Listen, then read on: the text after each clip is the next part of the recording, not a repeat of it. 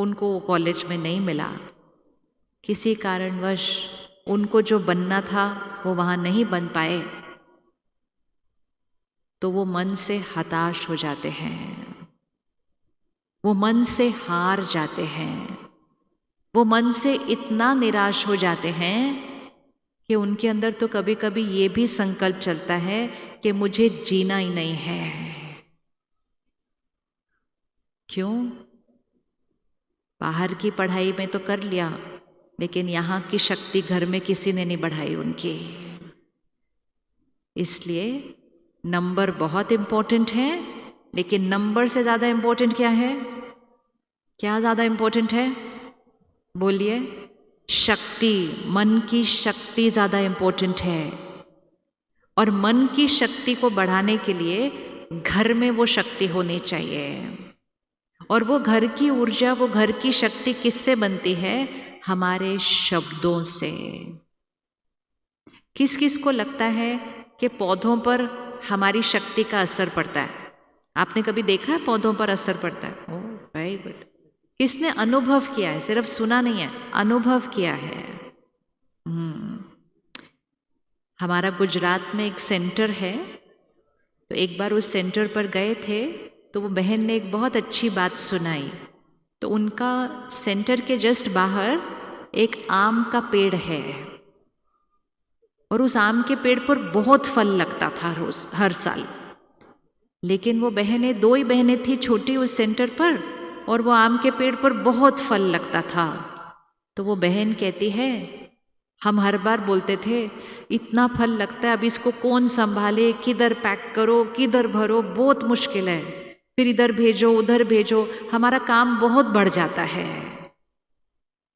फल तो बहुत अच्छा लग रहा था, लेकिन वो फल लगने से बहनों का काम बहुत बढ़ गया था उधर। तो बहुत नेचुरल रूप से उन्होंने कहा कि बहुत काम बढ़ जाता है, ये फल इतना आ जाता है, इसको संभालो भेजो बार बार। इतना बोलते थे कि अगले साल उस पेड़ पर फल लगना बंद हो गया। फल लगा ही नहीं। उनको लगा पता नहीं क्या हुआ वृक्ष को, चलो अगले साल लग जाएगा। उसके अगले साल फिर उस वृक्ष पर फल नहीं लगा। तो फिर उन्होंने क्या किया, उसके अगले साल से पहले, सीजन से पहले, उन्होंने उस वृक्ष के पास बैठकर मेडिटेशन किया। जो मेडिटेशन सेंटर के अंदर बैठकर करते हैं, वही उन्होंने वृक्ष के पास बैठकर किया। जो आज भी इस ईश्वरीय विश्वविद्यालय में एक बहुत बड़ा प्रोजेक्ट है, जिसको कहते हैं योगी खेती, मतलब खेतों में जाकर योग करना। और जब उन्होंने वृक्ष के आसपास बैठकर बहुत श्रेष्ठ संकल्प, परमात्मा के याद की शक्ति, वो सब किया, अगले साल उस वृक्ष पर फल आ गया। ये होता है हमारे संकल्पों का प्रकृति पर असर। ये तो बहुत बड़ा वृक्ष है, आप अपने घर पे पौधों पर करके देख लेना। 2 पौधे हैं, दोनों को हम रोज पानी देते हैं, लेकिन एक को पानी ये बोलकर दो, क्या मुसीबत है, इतना काम करो, इसको पानी भी दो, सारे काम मुझे ही करने पड़ते हैं, कोई और मदद नहीं करता है, और ऐसे करते करते पानी दो। और दूसरे पौधे को बहुत प्यार से उसके साथ बात करते हुए, उसको थोड़ा सा प्यार से ऐसे ऐसे करते हुए फिर उसको पानी दो। तो आपको लगता है दोनों पौधों में कोई फर्क होगा या नहीं होगा? किस किस को लगता है फर्क होगा? हाँ। तो अगर पौधों में इतना फर्क हो सकता है, तो बच्चों में कितना फर्क होगा? बच्चों में कितना फर्क होगा? तो इसलिए मेहनत करते हैं, उनका अच्छा चाहते हैं, हमारा इंटेंशन बहुत अच्छा है कि उनका बहुत अच्छा होना चाहिए, लेकिन उनका अच्छा हो उसके लिए हमारी तरफ से उनके लिए अच्छे शब्द जाने चाहिए। हमारी ऊर्जा उनके लिए चिंता की नहीं हो सकती, हमारी ऊर्जा उनके लिए निंदा की नहीं हो सकती, हमारी ऊर्जा उनके लिए फेलियर की, असफलता की नहीं हो सकती कि तुम्हारा क्या होगा, तुम कुछ नहीं बनोगे। ऐसे शब्द भी स्वप्न में भी नहीं आने चाहिए, स्वप्न में भी नहीं।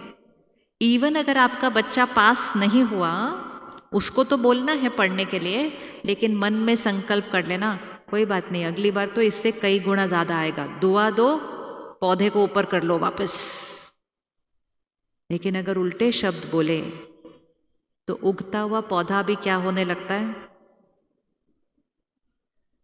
तो आज सब कुछ है, लेकिन चेहरे पे मायूसी होती है। छोटी छोटी बातों में मुझे नहीं जीना, मेरे से नहीं होता, ये सब क्या है बच्चों के अंदर? शक्ति की कमी। तो जिम्मेवारी किस पर है? किस पर है जिम्मेवारी उनको शक्तिशाली बनाने की? हाथ रखो, किस पर है वो जिम्मेवारी? तो आप अपनी जिम्मेवारी निभाने के लिए रेडी है? यस, रेडी है? हाँ, उसके लिए सिर्फ एक ही चीज करनी है, एक विधि सीखनी है, और वो विधि बहुत आसान है। और वो विधि ये है कि चाहे कुछ भी हो जाए, हमारा जो हर एक संकल्प है, हमारे जो हर एक बोल है, वो ऐसे होने चाहिए, जिसको हम कहते हैं दुआ होनी चाहिए। दुआ होनी चाहिए। हमारा हर संकल्प एक दुआ हो, हमारा एक बोल दुआ हो। दुआएं असंभव को संभव करती हैं। करती हैं या नहीं करती दुआएं असंभव को संभव?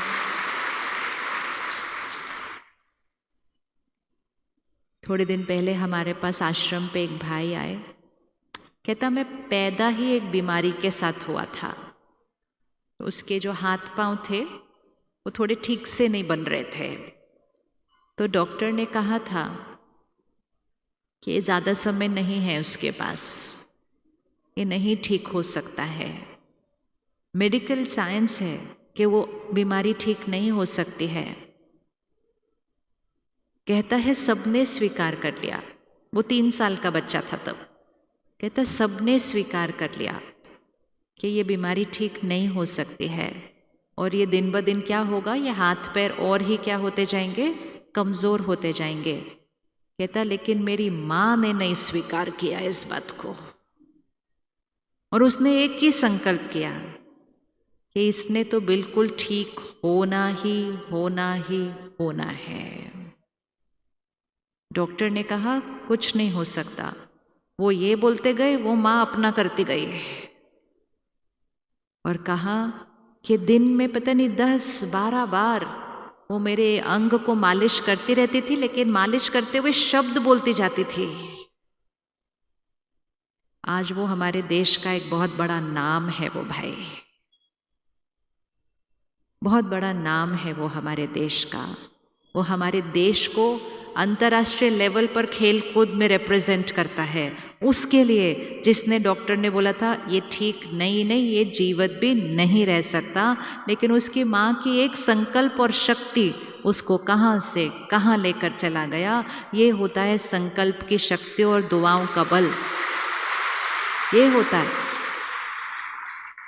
लेकिन हमें ये तो दिखाई देता है कि हमारे अच्छे संकल्प उनको कहाँ से कहाँ लेकर जा सकते हैं, लेकिन हमें ये नहीं दिखाई देता कि हमारे विपरीत संकल्प उनकी क्षमता को घटा सकते हैं।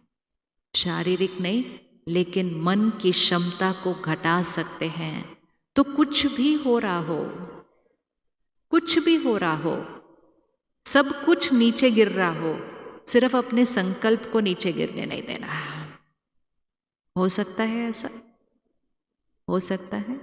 क्या हम मुश्किल परिस्थितियों में अच्छे संकल्प कर सकते हैं? कर सकते हैं? हाँ। तो राजयोग, आध्यात्म, ज्ञान, यही हमको सिखाता है। लोग कहते हैं कि टाइम नहीं है हमारे पास, समय नहीं है हमारे पास रोज ध्यान करने का, योग करने का, ज्ञान सुनने का। ये जो शक्ति है योग की, ज्ञान की, वो जो सबसे बड़ी शक्ति हमें देती है वो ये कि हम मन के मालिक बनने लगते हैं।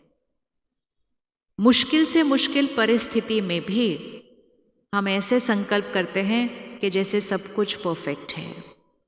2 दिन पहले तक आपके शहर में कितनी बारिश हो रही थी? कितनी बारिश हो रही थी? बारिश हो रही थी या नहीं हो रही थी? हाँ। अब आप सोचो, शहर में इतनी बारिश हो रही है, पानी पानी चारों तरफ है, और 2 दिन के बाद 10,000 लोगों का प्रोग्राम है, तो कैसे संकल्प चलने चाहिए? कैसे संकल्प चलने चाहिए? कैसे होगा? उस दिन बारिश होगी तो कैसे होगा? बारिश होगी तो लोग आएंगे कैसे? आएंगे तो पानी आएगा अंदर, बाहर कीचड़ होगा, क्या करें? चलता जाएगा, चलता जाएगा, चलता जाएगा, चलता जाएगा, चलता जाएगा, चलता जाएगा कि नहीं? चलता जाएगा कि नहीं? और हम कहेंगे राइट ही तो है, अरे बारिश हो रही है तो हम यही तो सोचेंगे कि बारिश हो रही है तो कैसे करेंगे। लेकिन हमें नहीं सिखाया जाता ऐसा सोचना। हमें ये सिखाया जाता है एक ही संकल्प करना, एक तो ज़्यादा सोचना नहीं है, एक ही संकल्प करना है। प्रकृति हमारी साथी है। भगवान अगर हमारा साथी है तो प्रकृति भी साथ में ही आएंगी उसके। तो भगवान हमारा साथी है, प्रकृति हमारी साथी है। हमें निश्चित है कि वो प्रोग्राम निर्विघ्न पूरा होगा, ये हमें संपूर्ण निश्चय है, एक भी डाउट नहीं उसके अंदर, थॉट के अंदर। और एक संकल्प किया और फुल स्टॉप कर दिया, ऐसा नहीं कि उसको बार बार बोलना पड़ता है। जो हमारा नेगेटिव चिंतन होता है ना, वो बहुत सारा चलता है, और फिर वो सिर्फ यहाँ नहीं चलता, फिर हमें कोई मिलता है तो हम उनको बोलते हैं क्या होगा, बारिश होगी तो क्या होगा, ऐसा होगा तो कैसे होगा, इतने लोगों को बुलाया कैसे। तो हमें पता ही नहीं चलता हम कितनी बार उन शब्दों को दोहराते रहते हैं। अब हो सकता है उस दिन बारिश हो सकता है उस दिन बारिश नहीं हो, लेकिन इम्पोर्टेंट है कि 15 दिन से ऐसा सोच सोच के बोल बोल के अपनी शक्ति को तो पक्का घटा लेते हैं। घटाते हैं या नहीं घटाते? और जब हम विपरीत करते हैं कि नहीं ये भगवान की सेवा है, सबने एक बहुत अच्छे संकल्प से इसको किया है, प्रकृति हमारी साथी है, सब कुछ निर्विघ्न होना ही होना है, तो सबसे पहली चीज जो बच जाती है मन की स्थिति। मन की स्थिति।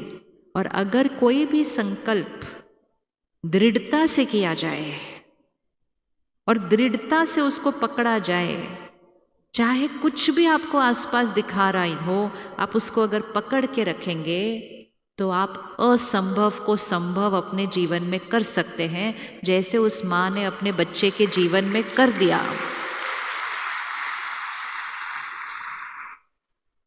चाहे विज्ञान कहे ये नहीं हो सकता, चाहे आपकी भविष्यवाणी कहे ये नहीं हो सकता, चाहे प्रकृति कहे ये नहीं हो सकता, लेकिन सबसे बड़ी शक्ति है संकल्पों की शक्ति। ये शक्तियां सारी उसके बाद आती हैं।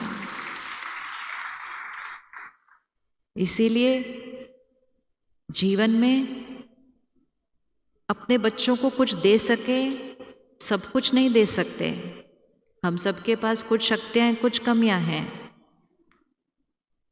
लेकिन एक चीज उन बच्चों को जरूर देना है, और उनको देने के लिए वो अपने अंदर पहले लाना है, और वो ये है कोई भी परिस्थिति आ जाए, और कोई भी मतलब कोई भी परिस्थिति आ जाए, संकल्प हमेशा श्रेष्ठ होना चाहिए, और संकल्प की शक्ति से असंभव को संभव करेंगे।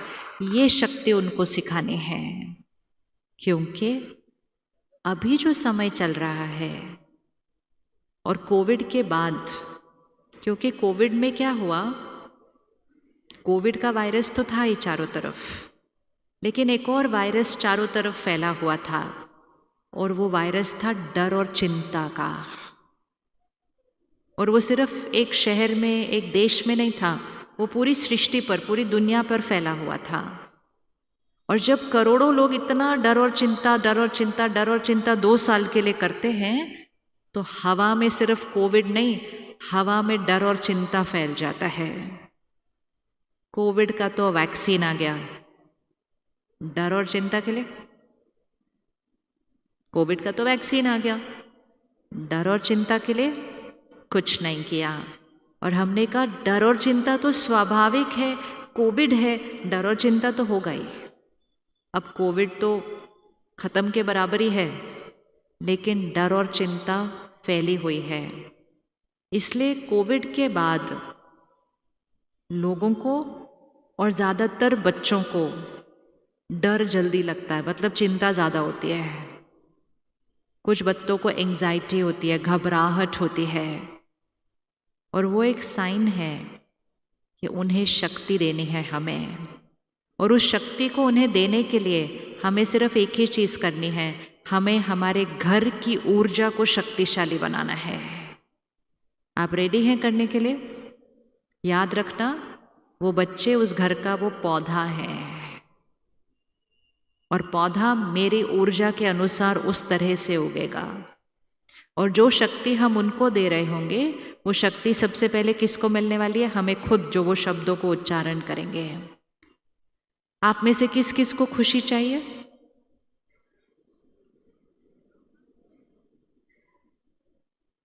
चेंज करते हैं इस शब्द को। अब इसको चेंज करते हैं, ठीक है? अब हम एक एक शब्द को ऐसे बदलते जाएंगे। आध्यात्म अर्थात भाषा परिवर्तन, भाषा का परिवर्तन है। नेगेटिव शब्द, नकारात्मक शब्द खत्म, और श्रेष्ठ शक्तिशाली शब्द। अब जब मैं कहती हूं मुझे खुशी चाहिए, मतलब इस टाइम मेरे पास, इसका मीनिंग क्या? इस टाइम मेरे पास नहीं है। ऐसा हो सकता है क्या आपके पास खुशी नहीं है? ऐसा हो नहीं सकता है।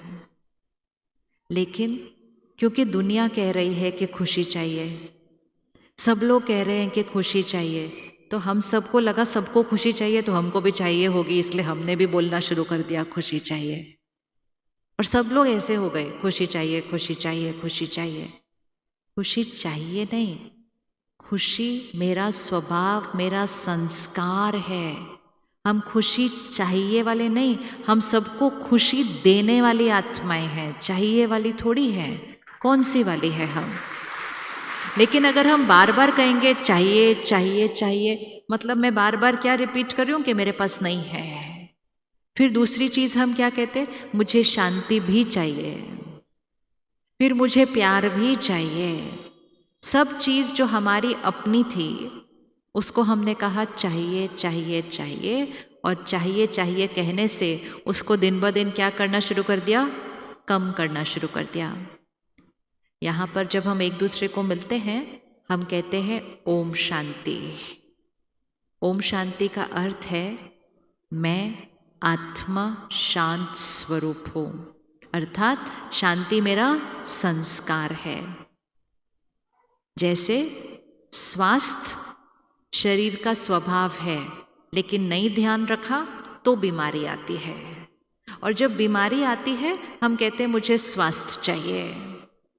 लेकिन स्वास्थ्य तो इस मेरे शरीर का नेचुरल स्वभाव है, मेरा शरीर स्वस्थ ही होना चाहिए, लेकिन ध्यान न रखने के कारण बीमारी आती है।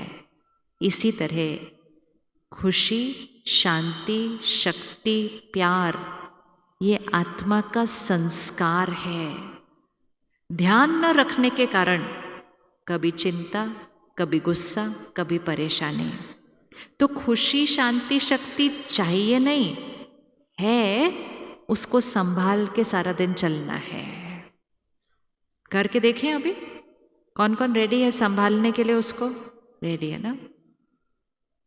आप में से किसी ने बचपन में वो नींबू चम्मच वाली रेस खेली है? किस किस ने खेली? हाँ, तो वो जो नींबू है ना, वो है मन की स्थिति। अब उसको रखो उस चम्मच के ऊपर, और कल सुबह निकलो अपने काम पर। ठीक है?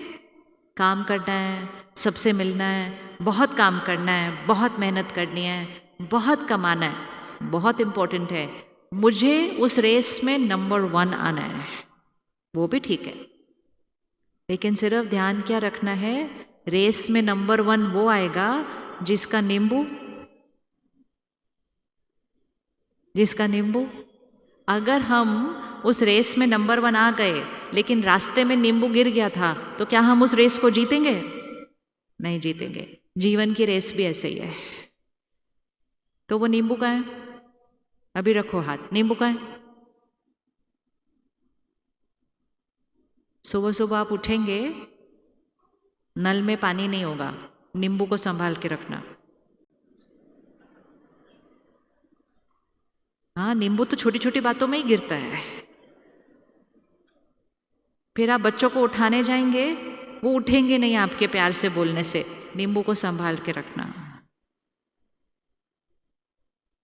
फिर आप रास्ते में जाएंगे, कोई गलत तरह से साइकिल या स्कूटर लगाएगा, टक्कर हो जाएगी, नींबू को संभाल के रखना। और ऐसे ही पूरा दिन बहुत काम करना, बहुत मेहनत करना, सब रिश्ते निभाना, सब कुछ करना, रात को घर आना, लेकिन नींबू चम्मच में होना चाहिए। ताली हम कल शाम को बजाएंगे जब आप नींबू चम्मच पर रखकर रात को घर लेकर आएंगे।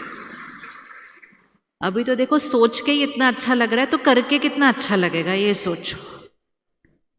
खुश रहना बहुत सहज है, लेकिन वो खुशी हम गिरा देते हैं सुबह सुबह। सबसे पहले उठते हैं सुबह, पहला संकल्प करते हैं, देर हो गई, पहले संकल्प में नींबू गिर जाता है। अभी क्या होगा, अब तो सब गड़बड़ हो जाएगा, पानी भी चला जाएगा, मेरे को जल्दी भरना था। सुबह सुबह नींबू गिरता है। उस नींबू को संभाल के रखने के लिए सुबह उठते ही पहला संकल्प क्या होना चाहिए? पहला संकल्प क्या होना चाहिए जिससे नींबू और पक्का हो जाए, उस चम्मच के ऊपर चिपक ही जाए, ताकि गिरे ही नहीं उसके बाद सारा दिन में। धीरे धीरे तो हमने ऐसा करना है कि वो नींबू चिपक ही जाए चम्मच से, हम उछल कूद भाग दौड़ करके आ जाएंगे, वो चिपका ही रहेगा उसके ऊपर, ये पक्का है। सदा खुश।